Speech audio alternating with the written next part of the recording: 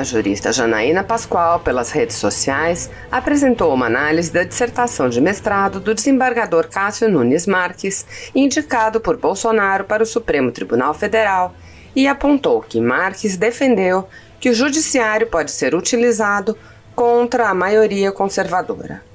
Janaína afirmou: muitos juristas respeitáveis defendem essa tese. Porém, não esperava encontrar tal posicionamento em jurista indicado por presidente eleito como conservador. Janaína explica que a dissertação revela uma posição favorável à legalização do aborto pela via do judiciário e que o tema, inclusive, já está judicializado no STF em ação proposta pelo PSOL. Janaína sugere que o indicado por Bolsonaro esclareça sua posição sobre o tema e lembra: estamos falando da aprovação de alguém para decidir os rumos do país nas próximas décadas. Os eleitores de Bolsonaro não votaram nele para ter decisões típicas de um governo Haddad. Ouça o texto de Janaína Pascoal. Acabo de ler a dissertação de mestrado do desembargador Cássio Nunes Marques, indicado ao STF. O trabalho se refere à concretização judicial do direito à saúde. A dissertação, que foi defendida em Lisboa, tem inegável qualidade técnica e valor acadêmico. Pesquisa consistente e linguagem clara. Mas um ponto me preocupou e sinto que devo destacá-lo até para que o magistrado indicado ao STF possa ser indagado, seja em entrevistas, seja em sabatina perante o Senado Federal. No capítulo que trata da divisão funcional dos poderes do Estado, o candidato, citando Dworkin, diz que o judiciário pode ser acionado para fazer frente à maioria conservadora. E ilustra com o caso do aborto, página 24. Mais adiante, no capítulo que trata dos custos do direito à saúde, o magistrado traz como exemplo justamente o caso Roe vs. Wade, aduzindo que o direito ao aborto foi garantido nos Estados Unidos, mas somente depois tomaram o cuidado de debater de onde sairiam os recursos. Página 42. É bem verdade que nas duas passagens o magistrado faz menção a obras de terceiros, mas intriga o fato de tratar de aborto em um trabalho que versa sobre o direito à saúde. Por óbvio, até por ser uma filha da USP, conheço bem a ideia de que aborto é apenas questão de saúde. Muitos juristas respeitáveis defendem essa tese. Porém, não esperava encontrar tal posicionamento em jurista indicado por presidente eleito como conservador. Seria importante saber o que, afinal, Dr. Cássio Nunes Marques pensa sobre o tema. Como pondera a liberdade da mulher e o direito de um outro ser humano a nascer. Lembro que tramita no STF, sob a relatoria da ministra Rosa Weber, a ADPF 442, interposta pelo PSOL, com o fim de legalizar o aborto que passaria a ser ofertado de maneira ampla e irrestrita pelo SUS. Tive a honra de participar de audiência pública memorável concernente ao tema. Fui defender a legislação vigente, que proíbe a prática do aborto, tolerando-a em algumas situações pontuais. Como eu, a esmagadora maioria dos eleitores de Bolsonaro é contrária à legalização do aborto defendida pelo PSOL. Justamente a maioria conservadora que o judiciário não deve ouvir, conforme Dworkin, citado por Dr. Cássio Nunes Marques, sem nenhuma ressalva. Como professora da USP, estou acostumada a avaliar teses com as quais não concordo, totalmente ou em parte. Jamais deixei de reconhecer a seriedade de um trabalho em razão de divergências.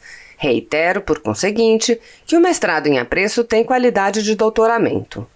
Não obstante, não estamos falando da atribuição de um título. Estamos falando da aprovação de alguém para decidir os rumos do país nas próximas décadas.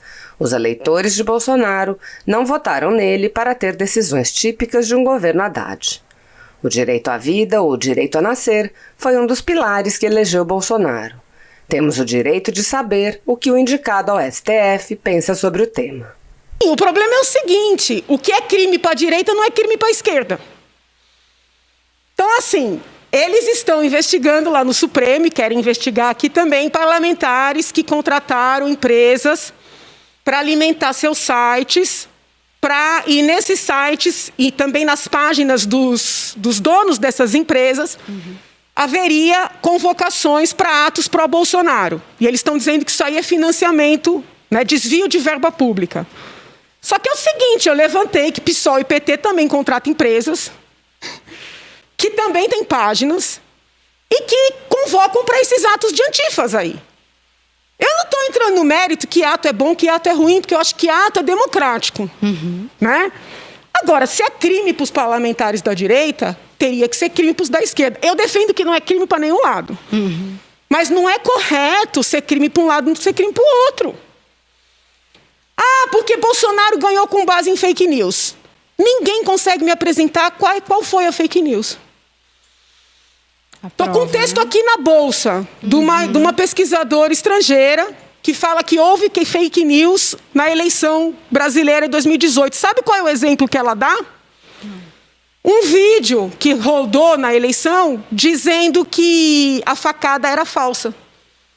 Ou seja, o exemplo de fake news traz Bolsonaro como vítima. Sim. Então, por que essa esquerda aqui não me mostra fake news que elegeu Bolsonaro? Eles não aguentam a verdade.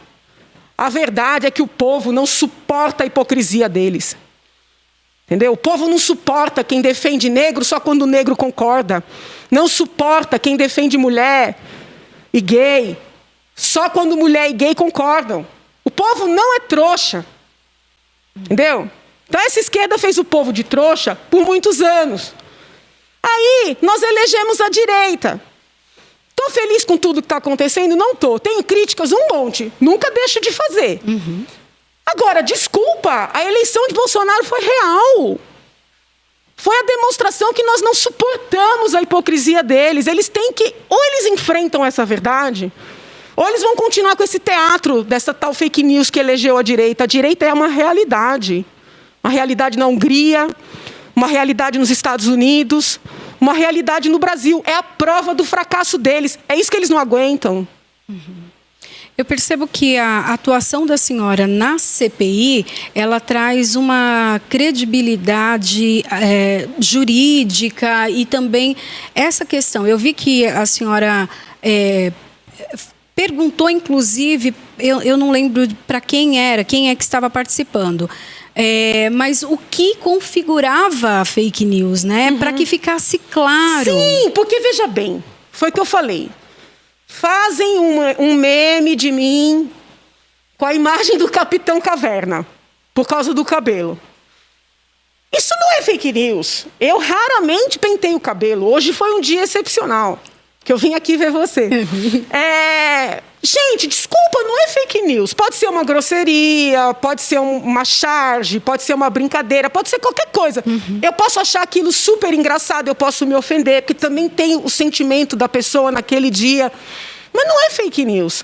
Então estão misturando um monte de coisa esquisita para criar uma situação de gravidade que não existe. O que eles querem com essa CPMI no Congresso, talvez até com a nossa aqui, ainda não está claro para mim, com o inquérito no Supremo, é criar argumento para caçar a chapa Bolsonaro-Mourão. Entendeu? O objetivo é só esse. Como eles não têm argumento, nem para impeachment, nem para cassação de chapa, eu participei da campanha do Bolsonaro, uma campanha pobre, uma campanha feita pela população, na raça. Teve nada disso aí que eles estão falando, eles não aguentam. Eles querem tirar. Só que não basta tirar o Bolsonaro. Entendeu? Tem que tirar o Mourão. Então, eles estão criando material, para levar para o TSE, para caçar a chapa. Esse é o objetivo deles.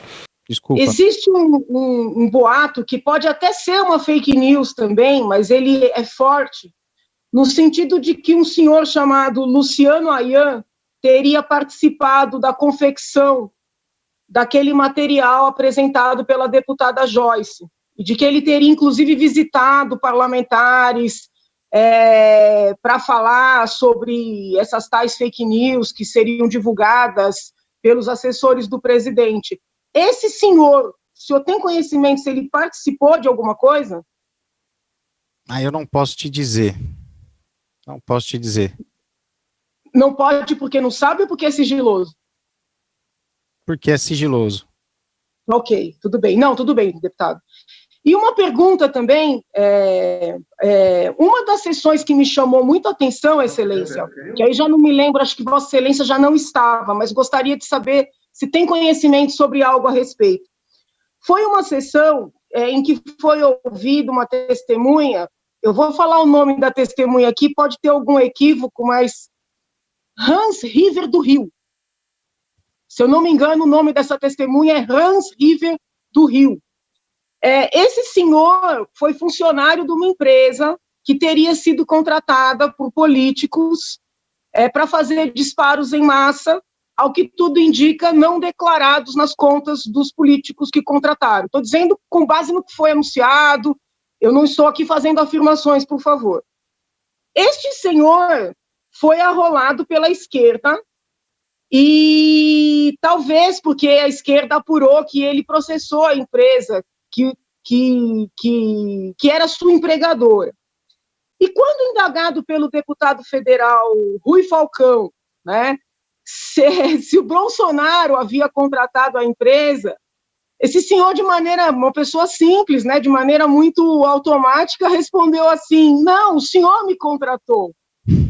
Ele afirmou categoricamente que a empresa tinha sido contratada pelo então deputado, que ainda é deputado federal, Rui Falcão, para fazer disparos para sua campanha. E neste momento, foi algo que me chamou muito a atenção, o próprio deputado e outros deputados do PT, que sempre falam, né, que querem tudo muito público, pediram para que a sessão ficasse fechada, né, para que a sessão fosse feita sob sigilo. E esse senhor foi ameaçado de ser processado e assim por diante. O senhor, por acaso, estava presente nessa sessão? Não. Eu, assim como a senhora, deputada, Vossa Excelência tem acompanhado por alto. Eu só tenho o privilégio de estar no Congresso e ter acesso, como deputado federal, à assessoria investigativa. Então, tenho acesso a alguns autos e informações passadas pela assessoria da comissão. Mas eu não componho mais a comissão, eu não fiz parte de oitiva, nem de audiência pública nenhuma. Então, nesse caso, qualquer audiência, essa ou outra, eu não tive conhecimento. Eu tenho conhecimento de algumas coisas, né, extraoficiais, por isso justamente que eu não posso quebrar o sigilo dessas informações. Elas já são me passadas de forma sigilosa. Eu entendo, Excelência. Para concluir, deputada Janaína, por São gentileza. duas perguntas objetivas. A primeira é a seguinte: a minha percepção, tanto da CPMI quanto do inquérito que tramita no Supremo, é que estão tentando, a duras penas, né, de todas as formas, criar provas para alimentar um processo vazio que tramita no TSE para tentar caçar a chapa. Não é só Bolsonaro, porque não adianta tirar só Bolsonaro, querem tirar Bolsonaro e Mourão. Essa é a minha análise, tanto da CPMI como do inquérito no Supremo. Eu pergunto a Vossa Excelência, pelo que Vossa Excelência acompanha, né? Vossa Excelência tem muito mais informações do que eu. Essa minha hipótese é muito irreal? Ela foi cogitada no início. Mas, como eu disse, Vossa Excelência mesmo acabou de dizer, todos os partidos fizeram utilização de alguma plataforma de disparo. Algumas utilizaram para fake news, outras não, mas todas utilizaram plataformas de disparo durante a eleição. Então, acabou que se investigar se servir para um, serve para todos. Então, tem que anular todas as candidaturas. Hoje, eu acho que essa tese não vinga mais. Por isso que foi esquecido a linha cronológica do que aconteceu em 2018 e passou a se investigar o que está acontecendo agora. As ameaças à fábrica, o que está acontecendo agora. Então, acho que essa linha ela foi deixada assim um pouco de lado naturalmente, vamos dizer assim, porque as coisas atuais estão sendo mais graves do que caçar a chapa da candidatura ou comprovar que se está utilizando durante o exercício do mandato a máquina pública para produção e aí tentar um impeachment, se for o caso. Entendi. Acho que essa tese para a esquerda seria mais viável do que tentar caçar a chapa nesse momento. Então, por isso, se foca na investigação atual.